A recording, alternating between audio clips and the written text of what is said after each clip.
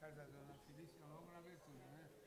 Então aqui é uma sessão da Comissão Estadual, em conjunto com a Nacional, onde nós... Cadê o roteiro? Cadê o roteiro?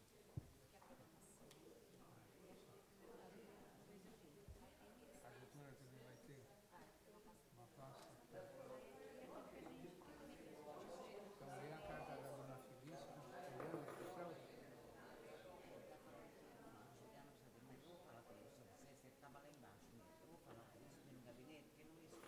Ele está aí? Ele está aí?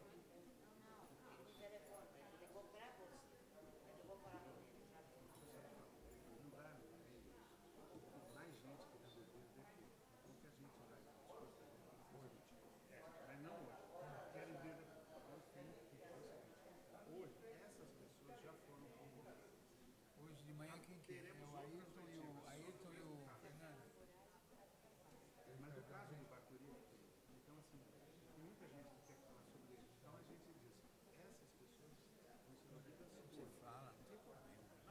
Não, Não tem essa rigidez. se vier, tudo bem. Não, tá bom. Não tem essa rigidez. Você pode falar o que você quiser. Estou dizendo o seguinte, não fechar a porta para a próxima exposição.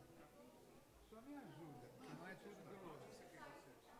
Senta aqui. Deixa a Rosa sentar aqui. Eu te chamo, você senta aqui. Já põe o Ayrton na mesa. O Ayrton não é depoente?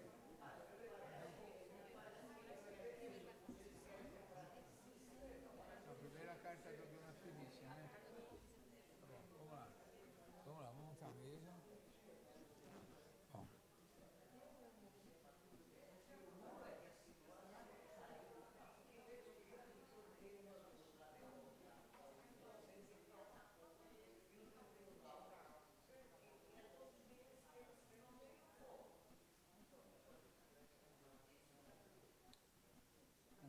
Thaís, o vídeo nada, né? Da Suzana, do Terreira Lisboa não foi conseguido, né?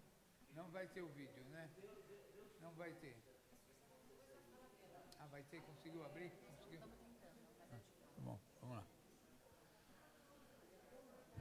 Vamos lá? Bom dia a todos. Vamos então nos organizar para começar a sessão? Vamos lá? Bom, então inicialmente eu queria compor a mesa. Primeiro convidar a doutora Rosa Cardoso, presidente da Comissão Nacional da Verdade. Pedir para a doutora Rosa vir aqui para a mesa. Queria pedir para o Ivan Seixas também vir compor a mesa, pela Secretaria da Comissão Nacional da Verdade. Fique à vontade. Maria Rita Taquel chegou? Não, não chegou. Chegou. Chegou, né? Chegou. Não, vou trazer para ela. A professora doutora Maria Rita Kel, que acabou de chegar.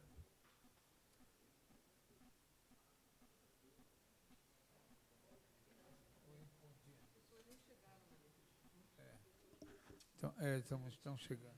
Não, chega tão tarde. Pode ser aqui? Pode, Ivan, senta aqui ao meu lado, por favor. Bom.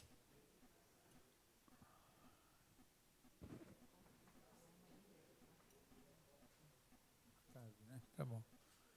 Bom, hoje, com base no termo de cooperação entre a Comissão Estadual da Verdade e a Comissão Nacional, nós vamos fazer essa sessão conjunta de hoje, tendo por base o depoimento da Suzana Lisboa. Então, pela manhã, e as testemunhas serão Fernando Moraes e Ricardo Carvalho. Hoje, oficialmente, o Estado brasileiro, através da Comissão Nacional da Verdade, vai acolher os depoimentos sobre o caso Luiz Eurico Terreira Lisboa, com o depoimento de Suzana Lisboa. Então, eu queria que a Suzana também já viesse para cá, para compor a mesa, para se organizar, para começar o seu depoimento, enquanto nós aguardamos a presença das testemunhas. É com muito orgulho que estamos recebendo nosso amigo, nosso irmão, o deputado, o advogado dos presos políticos, Ayrton Soares. Ayrton, também gostaria que você compusesse essa mesa por tudo que você lutou e que você significa na luta e na resistência do povo brasileiro, recebendo a nossa querida Rosa Cardoso aqui hoje. Rafael Martinelli, nosso companheiro, Rafael, como sempre presente, Bia Pardi. Queria justificar a ausência da Melinha, porque ela está com problemas, o César Teles, seu companheiro, seu marido, está com problemas seríssimos de saúde, então a Melinha...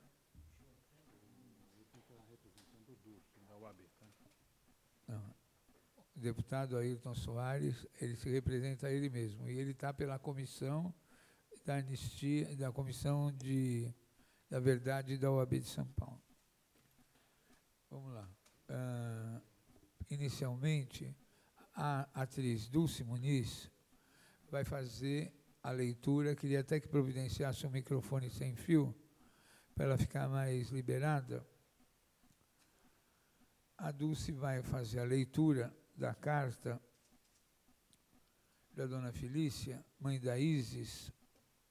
Som.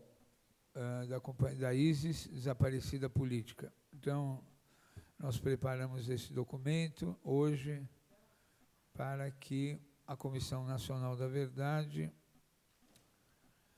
tenha ciência e incorpore o depoimento da dona Felícia antes de sua morte sobre o desaparecimento de sua filha Isis.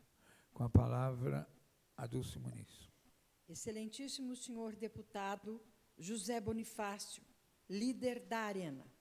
Lemos hoje nos jornais e ficamos perplexos com a resposta que nos foi dada a respeito do desaparecimento da nossa filha, Isis Dias de Oliveira, presa pelo Primeiro Exército no dia 28 de janeiro de 1972, na Guanabara. É muito fácil, senhor deputado, ao senhor ministro da Justiça, declarar que minha filha está foragida. Foragida de onde? De qual prisão? De qual quartel? De qual ilha? De qual base aérea? É este o exato paradeiro dela? Uma filha que nunca, ao se afastar de casa, carinhosa e amiga, deixou-nos sem notícias? Ficaria agora 3 anos de 2 meses em completo silêncio? O que queremos, eu, como sua mãe, e em nome do seu pai, que se encontra enfermo, de seus irmãos, de nossos amigos, e não só como familiares de uma jovem moça desaparecida nos órgãos de segurança de nossa tão querida pátria, é sabermos, depois de 3 anos de 2 meses de angústia, somente uma coisa: seu exato paradeiro. Se encontra no reino dos vivos ou se encontra na santa paz do Senhor. 10 de abril de 1975, respeitosamente, Felícia Nardini de Oliveira. Bom, feita a leitura da carta da dona Felícia, a data, só a data desse documento, que ela dirige ao presidente da Câmara. Tá. Bom, então, é importante o registro desse documento, embora hoje o dia vai ser reservado aos 2 casos, Luiz Eurico Ferreira Lisboa, pela manhã, e Eduardo Leite Bacuri, à tarde.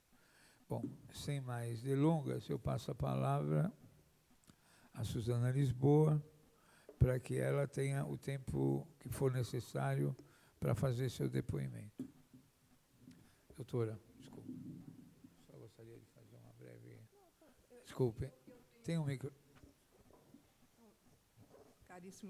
Caríssimos companheiros da mesa e do auditório, eu vou fazer uma intervenção muito breve, mas eu queria salientar a importância dessa sessão de hoje embora sejamos poucos, para a importância, e tenho certeza, para a divulgação que foi feita do evento, mas tenho certeza que a chuva atrapalhou muito o comparecimento das pessoas, desde inibindo aqui, com as notícias que são dadas dos quilômetros de engarrafamento do trânsito, até mesmo a dificuldade de tomarem uma condução, tomarem um táxi, para vir até aqui, que aqui já é mais difícil o deslocamento através de ônibus ou muito perto de metrô. Aliás, estou falando disso, mas não tenho certeza, porque moro no Rio de Janeiro, mas é o que eu entendi, né? Eu mesma passei mais de 1 hora pela rua procurando táxi, depois de ter marcado um táxi no hotel, que jamais apareceu. Bom, mas eu queria chamar a atenção para a importância dessa sessão, porque essa sessão, e com ela, né, a Comissão da Verdade e a Comissão Rubens Paiva se unem para uma série de audiências em que nós pretendemos, o que nós pretendemos com essas audiências é expor, desnudar o caráter do regime militar, da ditadura militar, do golpe civil-militar que nós vivemos. Uma ditadura extremamente violenta, que não obedeceu às suas próprias leis, que não obedeceu às leis de guerra, que combateu de uma forma extremamente infame, usando uma estratégia e uma técnica infame, que é a tortura, e os casos de hoje salientam muito bem o que aconteceu. São 2 casos exemplares, o do Bacuri e o do Luiz Eurico, para mostrar como é que essa ditadura atuava.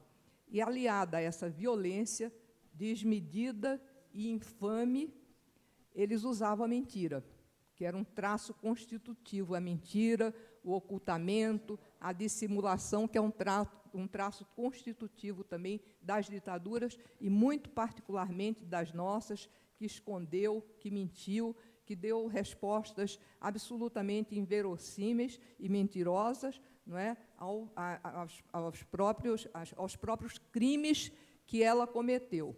Na linha dessa mentira, né, eu queria prestar contas aqui, porque na última sessão em que nós estivemos, eu recebi uma documentação, 3 pastas, feitas pelos 3 órgãos, pelas 3 pastas da Marinha, do Exército, da Aeronáutica, entregues em 1993, que era um relatório sobre mortes e desaparecimentos, um relatório sintético apresentado por cada uma dessas pastas. O que significava que, naquela época, se eles fizeram um relatório, eles tinham um acervo de informações para ter baseado aquele relatório nas informações que eles tinham.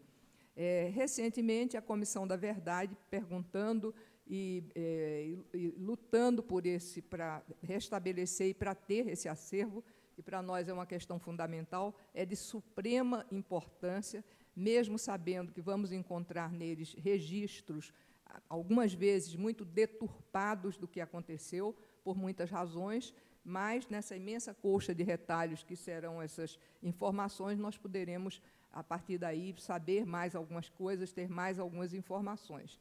E nessa luta que a Comissão da Verdade vem desenvolvendo e que procurou o ministro da Defesa, né, hoje o Amorim, para receber essa documentação, para pedir e receber a documentação, nós recebemos a informação de que esses documentos estavam destruídos. Então, nós começamos aí uma discussão, que tem um documento, eu não sei se esse documento já está no nosso site, mas é um documento em que nós questionamos, nós apresentamos a legislação vigente à época e a legislação que está em vigor, mostrando que documentos, em nenhum momento, apesar do ministro Jobim ter respondido que os documentos foram destruídos segundo a legislação da época, que em nenhum momento houve uma legislação que permitisse destruir documentos sem que isso ficasse registrado e tivesse 2 testemunhas. Se isso aconteceu, foi crime. Então, o nosso documento, a nossa contestação, muito especificamente, cita a legislação e termina fazendo uma série de indagações e pedindo outra vez. Nós estamos nesse confronto. O documento que nos foi entregue aqui é uma prova não é, de que a resposta que nós recebemos e que diz que, a partir de 1989, os documentos foram destruídos, é uma mentira, né? Então, é uma prova que vai ser significativa para nós, e nós estamos numa situação de confronto, hoje, com o Ministério, com as 3 pastas, exigindo isso. Se nós não conseguirmos, nós vamos entregar isso. Isso é um crime, são crimes que foram cometidos, o Ministério Público terá que tomar as suas providências, esses crimes não estão cobertos pela lei de anistia, né? E, de outro lado, nós vamos, e não podemos falar disso, quer dizer, não podemos explicar quais são esses caminhos alternativos, mas estamos prevendo caminhos alternativos, porque sempre temos que ter um plano alternativo para obter, ou para tentar obter essa documentação que nós sabemos que existe. Nós sabemos que podem estar em prédios públicos, podem estar em acervos particulares de militares que levaram isso para as suas residências ou para os seus sítios, ou esconderam em algum lugar. Esses documentos ainda existem, ainda existe uma parte desses documentos, e essa vai ser uma das lutas da Comissão da Verdade. Voltando, então, à nossa audiência de hoje, eu sei que ela vai ser muito importante para a opinião pública, para a sociedade brasileira, ter uma notícia que não é uma notícia assim discursiva, mas é a voz, é o testemunho das vítimas, dos familiares, contando exatamente o que aconteceu, contando essa história tão bárbara que nada, nenhum relato sobre ela pode ser mais agudo, mais tenebroso do que ela própria, explicada como ela ocorreu. Antes de passar a palavra para a Suzana, vamos combinar o tempo. A gente podia levar essa sessão até 12:30, né? Então, você teria 1 hora para falar, meia hora para cada testemunha, para a gente encerrar os trabalhos da manhã. Então, sem mais delongas, com a palavra, Suzana Lisboa.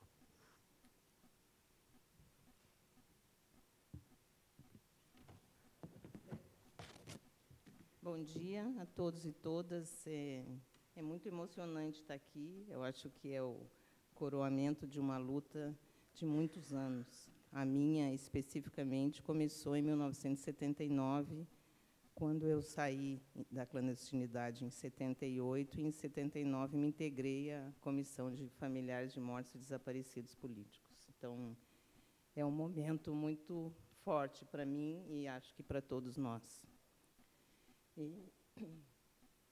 Bom dia. E eu queria...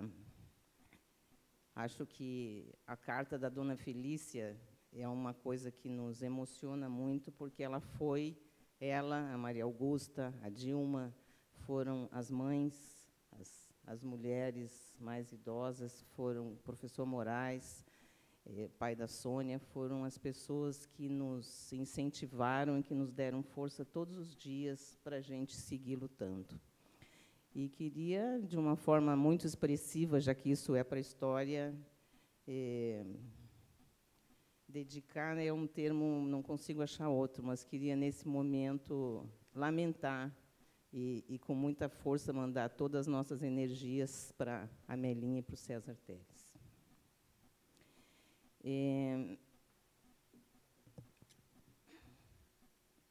Acho que a descoberta da história do Luiz Eurico foi muito significativa para os familiares de mortos desaparecidos, porque foi o primeiro desaparecido político que nós localizamos enterrado com nome falso no cemitério de Perus, em São Paulo.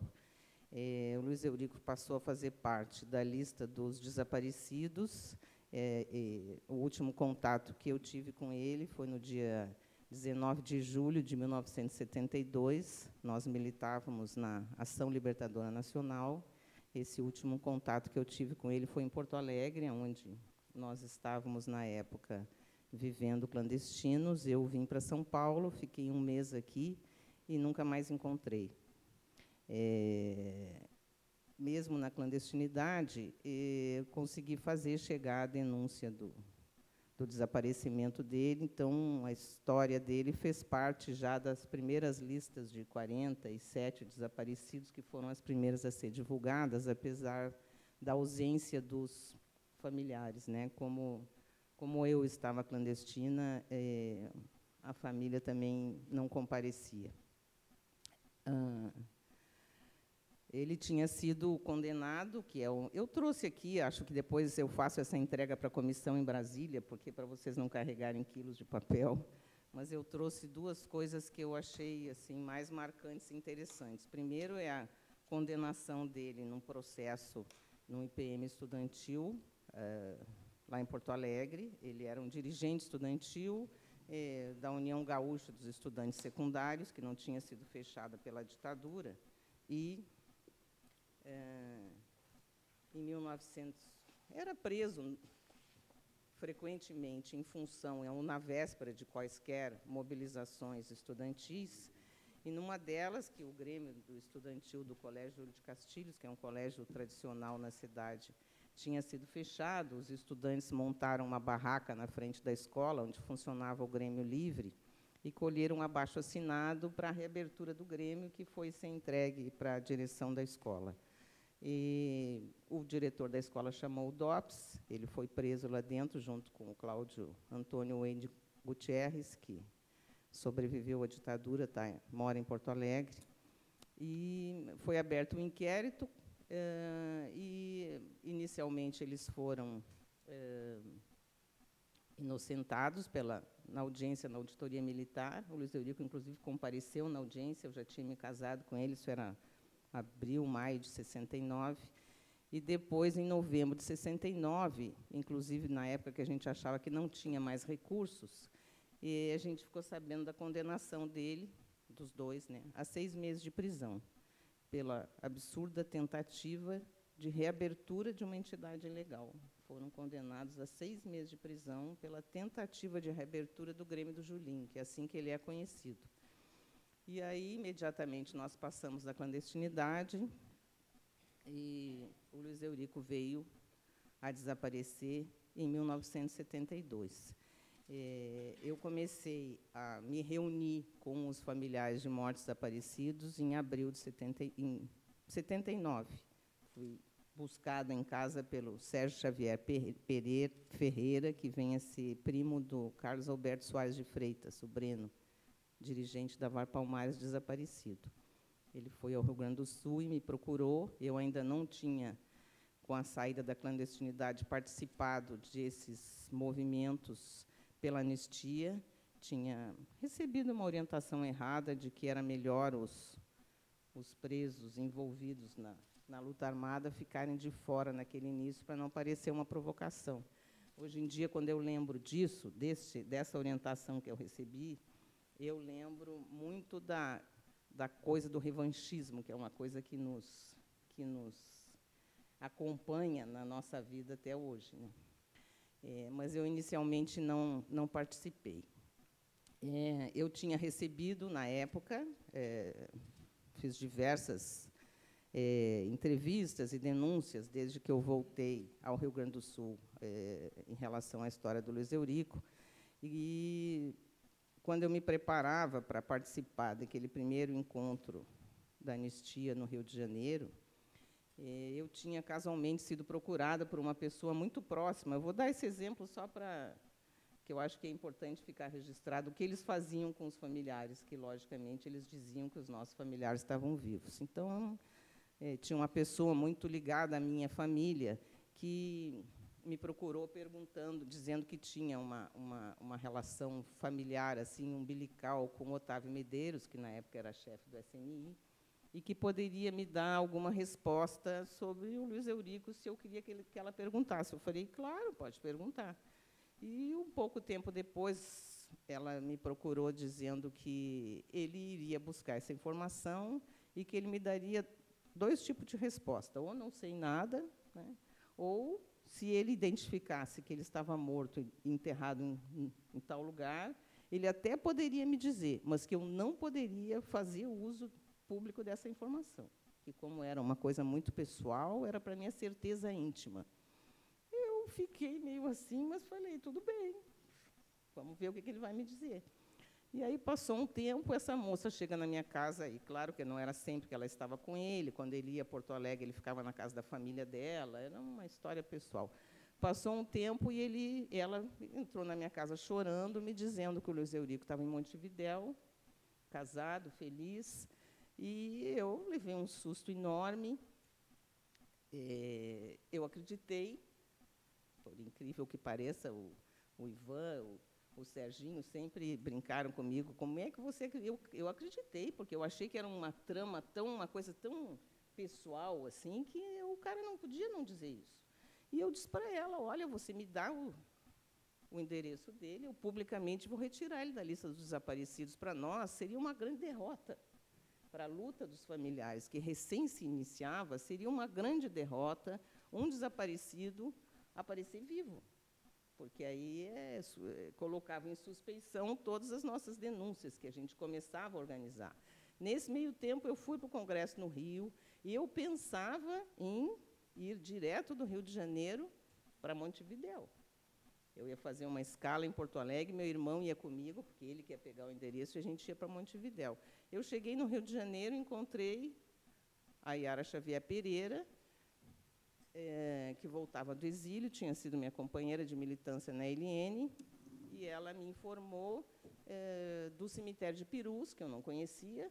Uma das tias dela, a família dela estava toda exilada, uma das tias dela, que vivia no Brasil, tinha procurado os seus sobrinhos, Alex de Paula Xavier Pereira, militante da LN, que foi morto em janeiro de 72, e o Yuri Xavier Pereira, que foi morto em 14 de junho de 1972. Então, essa tia procurava os dois e nunca encontrou. Muitos anos depois, ela foi enterrar o marido num convênio que ele tinha no cemitério de Pirus. E ela pediu para ver os livros, ela não conhecia aquele cemitério.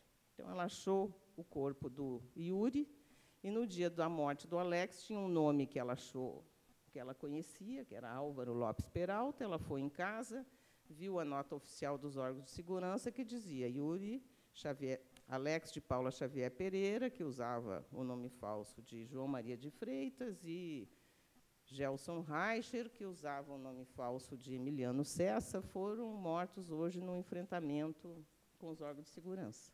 Então, aquele João Maria de Freitas era o Alex. A ditadura sabia quem ele era e enterrou por nome falso. Nós nunca tínhamos procurado os desaparecidos em cemitério. O Ivan, que estava junto, tinha informação do uso do cemitério de Pirus, por causa do pai dele, que foi o primeiro preso político a ser levado para Pirus. A Yara e eu tivemos 5 minutos, pegamos um avião para vir para São Paulo.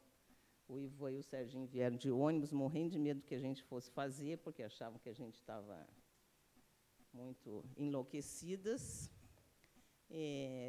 Do próprio aeroporto, nós fomos para o cemitério de Pirus, e, no cemitério, olhando o livro de registros, eu encontrei, no dia 3,